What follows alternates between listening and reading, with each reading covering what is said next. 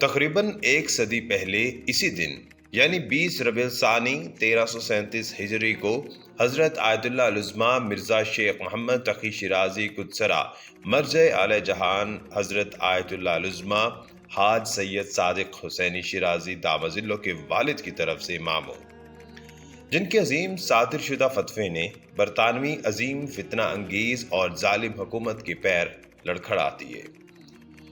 برطانوی حکومتی اہلکار کوشش کر رہے تھے کہ فریب کاری، چالاکی اور اپنی مکر کی سیاست سے عراق جیسی مقام اور بیدار قوم کو دھوکہ دیں اور اپنے مخفی ناجائز فوائد کے حصول کے لیے آزادی اور انتخابات کے نام پر عراق کی مستقبل کی سیاست کو تباہ کریں۔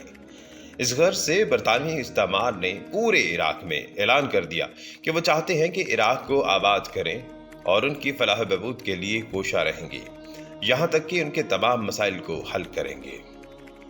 آیت اللہ العظمیٰ شیخ محمد تقی شیرازی قدسرہ نے برطانوی اہلکاروں کی اس فریب اور ناپاک ارادے کے خلاف ہمت کی کمر باندھی۔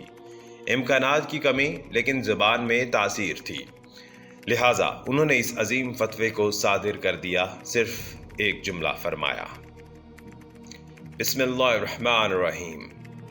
کسی مسلمان کے لیے جائز نہیں کہ وہ کسی غیر مسلمان کو مسلمانوں کے اوپر حکومت اور سلطنت کے لیے انتخاب کرے۔